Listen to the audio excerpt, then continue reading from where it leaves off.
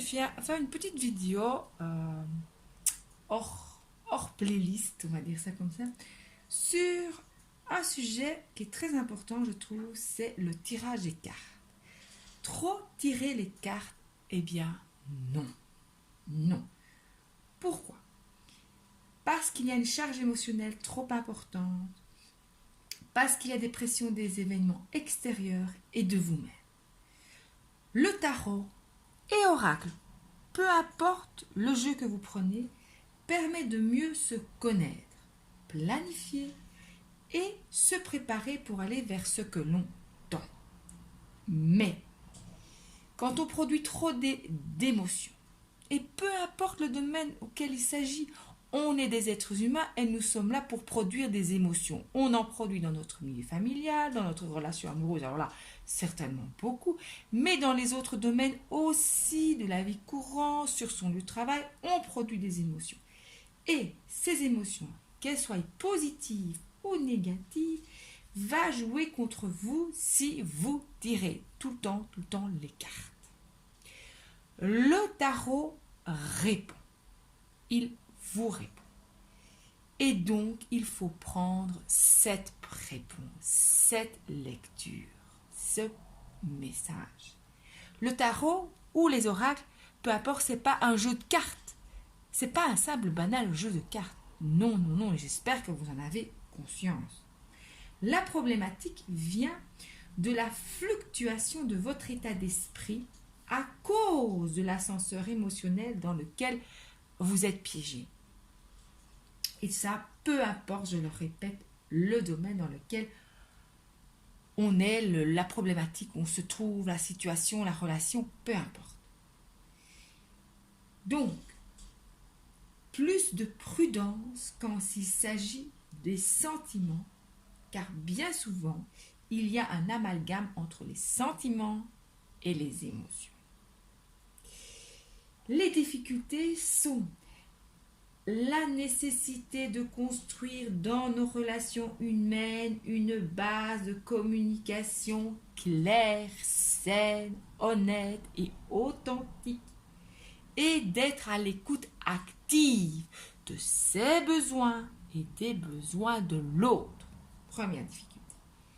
Difficultés, ce sont toutes les dépendances, toutes les blessures, tous les masques que l'on porte.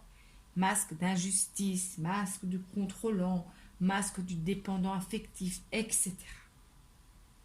Vouloir à tout prix savoir en tirant plusieurs fois va vous donner des réponses fluctuantes, car le tarot, lui, se connecte à vous à l'instant présent. Et donc, si vous êtes en train de produire trop d'émotions, eh ben, il va vous le dire et vous transmettre votre état d'esprit.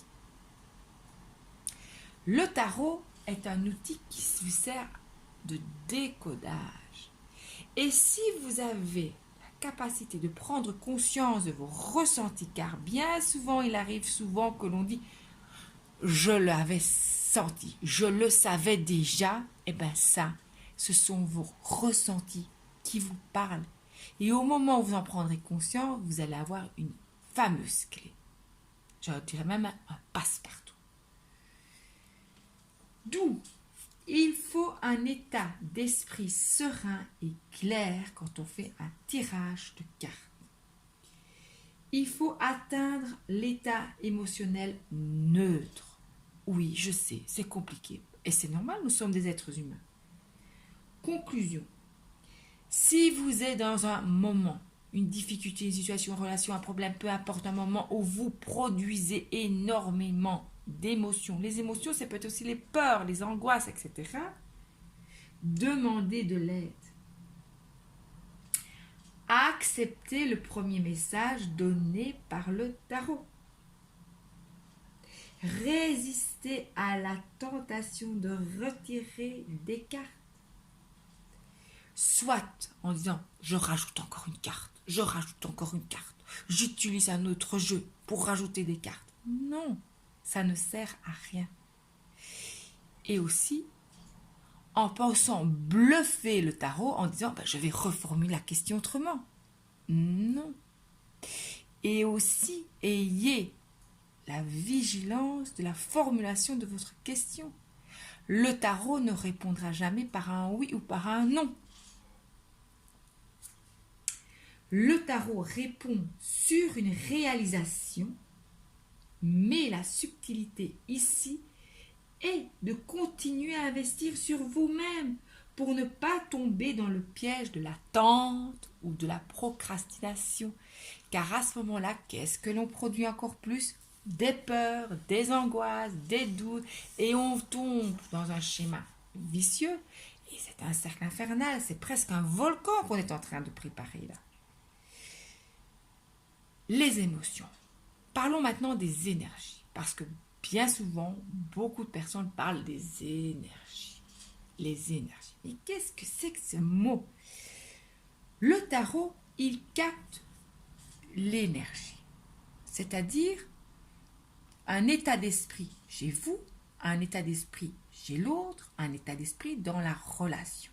C'est un flux, un peu comme un courant électrique.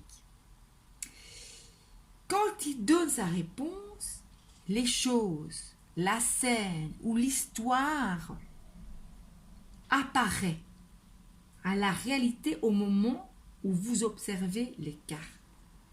Et donc, la scène, la potentialité de ce qui va se passer s'inscrit dans les lignes du temps, dans les flux, dans ces énergies qui sont des flux, comme un courant électrique, comme des ondes. Et en retirant X fois, un nombre de fois les cartes, qu'est-ce qui se passe? Vous brouillez les fréquences. Vous les brouillez. Que ce soit une réponse positive ou négative, que la carte vous plaise ou pas, le tarot vous donne toujours, à travers même d'une seule carte, des conseils. Faites-lui confiance et à vous-même aussi. La problématique aussi repose avec le tarot s'il y a la problématique, la situation qui vous préoccupe peut être reposée au tarot s'il y a un événement qui change quelque chose dans cette situation. Si quelque chose de neuf apparaît dans la situation, vous pouvez reposer la question au tarot. Mais ou sinon, non, laissez venir les choses, acceptez ce qui vient. Et donc les solutions, voilà, acceptez ce que la vie vous présente. Eh oui, je sais c'est difficile, parce qu'il y a l'ego, il y a le mental, il y a les pressions extérieures, il y a les moulages, il y a les croyances qu'on nous a mis dans la tête. Acceptez ce qui vient. Transformez ces émotions en quelque chose de bon pour vous. Exemple, jardiner, promener, faire du sport, pâtisser, prendre un bain thermal, aller à la mer, méditer, trouver quelque chose, une activité qui est bon pour vous et faites-le pour transformer ces émotions en quelque chose de bon pour vous. Continuez de partir de l'avant. Continuez de partir de l'avant. Ne pensez pas que tout est bloqué, c'est faux. Rien n'est bloqué, tout est toujours en mouvement. Donc continuez à aller de l'avant. Enfin, dans les relations humaines, la peur de la solitude traumatise l'être. C'est-à-dire le manque et donc l'empreinte émotionnelle laissée par les souvenirs. Donc ici, un reset est nécessaire en répondant à la question « Mais qu'est-ce que je veux vraiment pour moi ?» Et quand vous vous posez cette question, il va falloir être audacieux, avoir le courage d'être honnête et d'être authentique déjà envers vous-même. Ça, c'est aussi une clé. Et ce reset va vous permettre d'effacer, d'alléger, de cicatriser aussi toutes les empreintes émotionnelles douloureuses. Donc, en conclusion, non, ne soyez pas des consommateurs de tirage de cartes. Ne tirez pas plusieurs fois des cartes. N'utilisez pas plusieurs jeux pour avoir la réponse que vous attendez. Non. Le tarot n'est pas bête, entre guillemets. Il se connecte à votre état d'esprit, à votre état émotionnel, à vos énergies qui sont là, qui sont fluctuantes, et il connaît vos intentions réelles. Il sait ce que vous désirez, ce que vous attendez. Acceptez la réponse. Analysez la carte. Quand on prend une carte, peu importe, même une carte, d'un jeu complet, peu importe que ce soit un tarot, peu importe que ce soit un oracle, il faut passer par l'étape essentielle qui est l'interprétation. Se connecter à la carte. Voir, comme avec des yeux d'enfant, on voit, on regarde, on voit. Ça, c'est aussi une clé très importante.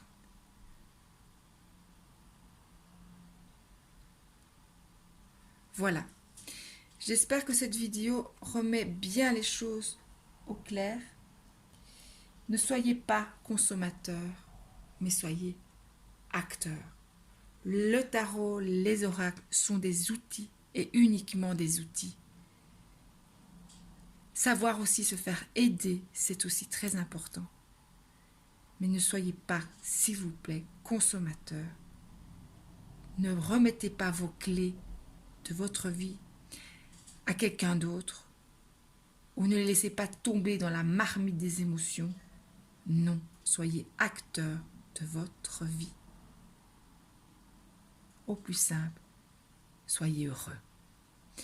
Voilà, je vous remercie de m'avoir écouté pour cette vidéo qui me semblait très importante.